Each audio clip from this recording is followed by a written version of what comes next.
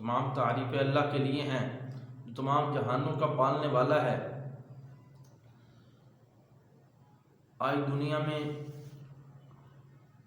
کوئی سمجھ رہا ہے کہ فلانا بندہ حق پہ ہے، کوئی اپنے آپ کو حق پہ سمجھ رہا ہے، تو دنیا میں کافی سارے گروہ بن چکے ہیں، فرقے بن چکے ہیں۔ ایک انسان کہتا ہے کہ فلانی حکومت حق پہ ہے، اس کا بھائی یا اس کا رشتہ دار کہہ رہا ہے کہ نہیں فلانی حکومت حق پہ ہے۔ تو میرے بھائیوں، دونوں حکومتوں کے کام دیکھو، دونوں کی اچھائیاں بھی دیکھو، اس میں دیکھو کون بڑا کام کون کر رہا ہے اچھے لیول پہ، اچھے طریقے سے، تو پھر آپ فیصلہ کریں اور اس کو ووٹ دیں۔ اور اسی طرح فرقوں میں بھی، مسلک میں بھی، ایک مسلک کوئی سمجھ رہا ہے فلانا مسلک حق پہ ہے، کوئی سمجھ رہا ہے دوسرا مسلک حق پہ۔ تو میرے بھائیوں، اس میں وہی بات کہ ہر مسلک کی باتیں دیکھیں، اس میں آپ فیصلہ کریں۔ ایک ہی مسلک کو دیکھتے رہنا کہ یہ اس کی بات یہ ہے، اس میں آپ یعنی کہ ججمنٹ کریں کہ کون حق کی بات کر رہا ہے۔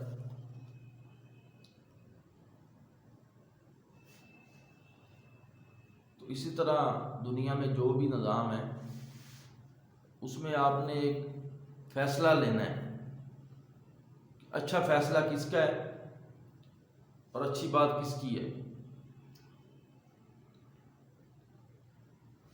ابھی جو واقعہ پیش آیا ہے کرکٹ کے میدان میں، کہ جب آصف علی صاحب نے چھکے مارے، چار چھکے مار کے آخری جب پاکستان آخری چھکا مار کے پاکستان جیت گیا، تو اس نے ایک اشارہ کیا بندوق کے ساتھ۔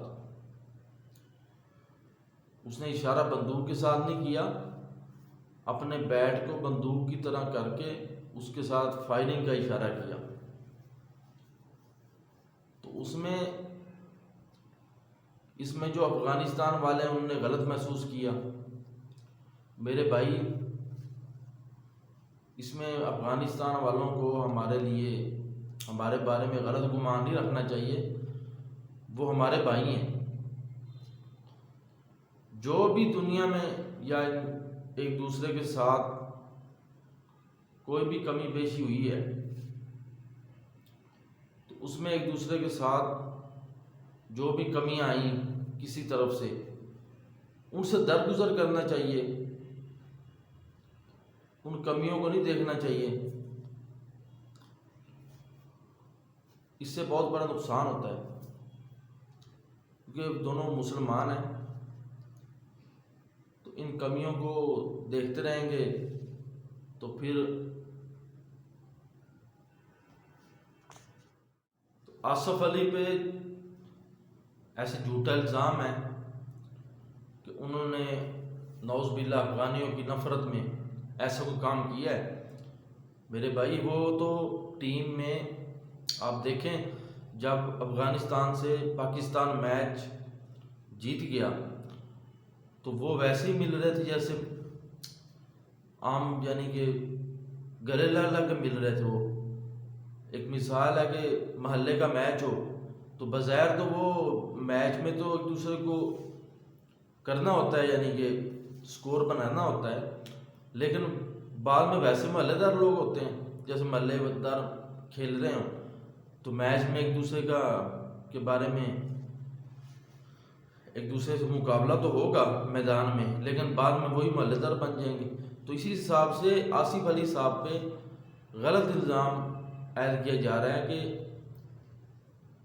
انہوں نے ان کے دل میں کوئی بغض ہے یا ان کے دل میں کوئی نفرت ہے افغانستان کے بارے میں۔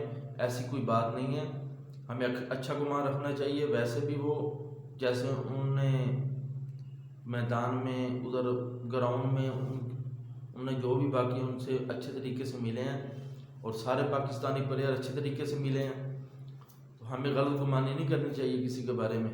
اور اس طرح یہ یہودیوں کی سازش ہے کہ وہ مسلمانوں کو آپس میں توڑنا چاہتے ہیں۔ تو یہ یعنی کہ یہودیوں کی شروع سے پلاننگ ہے، اس میں ہمیں نہیں آنا چاہیے۔ مسلمان بھائی بھائی ہیں، اور وہ ایک ٹیم اگر میچ جیت گئی ہے ایک ٹیم نہیں جیتی تو پھر بھی وہ بھائی بھائی ہیں۔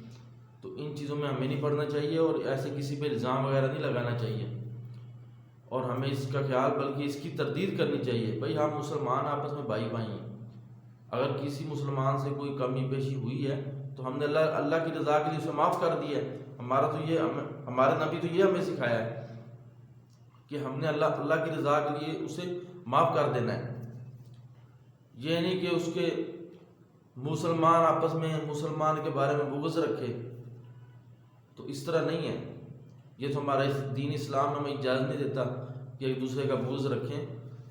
تو بھائی مسلمان آپس میں بھائی بھائی ہیں۔ یہودی مسلمانوں کو آپس میں توڑنا چاہتے ہیں، کفار جو ہیں وہ مسلمانوں کو آپس میں لڑوانا چاہتے ہیں، ان کی شروع سے منشا یہی ہے۔ تو ہمیں ان کی بہکامے میں نہیں آنا، ہم نے آپس میں اتحاد قائم کرنا ہے۔ اختلاف چاہے ہمارا ہو لیکن ہم نے محبت نہیں چھوڑنی، آپس میں محبت رکھنی۔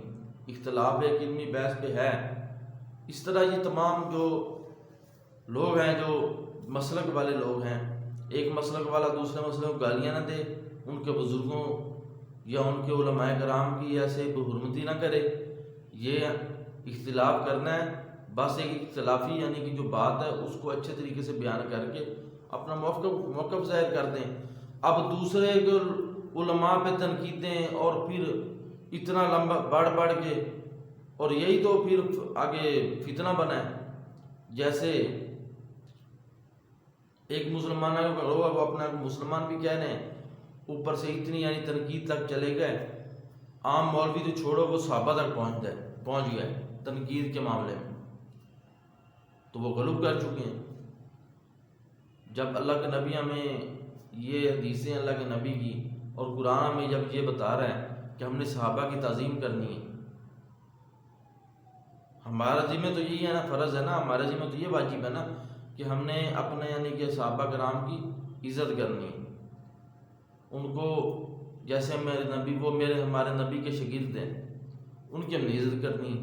اب یہ اتنا غلو کر گئے کہ یہ صحابہ کو گالیاں دینے لگ گئے اور صحابہ تک یعنی کہ پہنچ گئے، تو یہ بہت زیادہ اوپر چلے گئے۔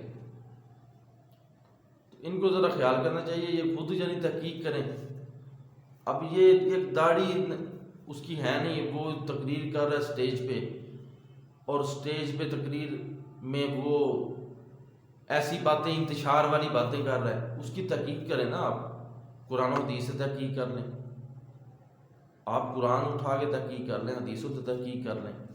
تو میرے بھائیو یہ اس کی ہمیں تحقیق کرنی چاہیے کہ کیا ہم جس کو سن رہے ہیں وہ صحیح بھی ہے کہ نہیں صحیح، اس کے مقابلے میں دوسرے لوگ ہیں ان کو بھی سنیں، ان کی باتیں اس کے مقابلے میں پرکھیں، تو آپ کو حق بازی ہو جائے گا۔ اللہ پاک سے دعا مانگیں، یا اللہ مجھے جو حق ہے وہ سمجھا دے۔ ویسے بھی آپ یہ گمان کر لیں یا اللہ جو حق ہے میں اسی پہ میرا دل مطمئن ہے، میں ایسے جو انتشار والی باتیں کر رہے ہیں ان کی باتوں میں نہیں آتا۔ اللہ پاک ویسے ہی آپ کے دل کو نرم کر آپ کے دل میں وہ بات بھی ڈال دیں گے، آپ کا دل سے برائی ہٹا دیں گے۔ اس لیے کسی پہ بدگمانی نہیں، یاسف علی پہ ہم بدگمانی نہ کریں گے، وہ یا پاکستانی ٹیم میں ایسی باتیں نہیں پھیلانی چاہیے کہ وہ میچ جیت کے وہ کو تکبر میں آ گئے ہیں، جی وہ انہوں نے ایسے اشارے کیے ہیں، انہوں نے یہ کیا ہے۔ اور ویسے ہی پاکستانی ٹیم کو یا کوئی ہماری جو ٹیم جیت رہی ہے اس کے لیے ہمیں دعائیں مانگنی چاہیے، تکبر میں نہیں آنا چاہیے کہ ہم جیت گئے، جی ہم جیت گئے، اس طرح تکبر میں نہیں، عاجزی کے ساتھ۔ اللہ پاک عزت دینے والا ہے، عاجز بندے کو اللہ پاک بہت زیادہ عزت دیتا ہے، تو ہمیں تکبر میں نہیں آنا، اللہ پاک ہمیں آگے بھی کامیاب کرے گا۔ جب تکبر کریں گے تو پھر پتہ نہیں اگلا میچ ہم جیتیں گے نہیں۔ اگر ہم عاجزی کریں گے، اللہ کا شکر ادا کریں گے، اللہ پاک آگے بھی ہمیں جیت عطا فرمائے گا۔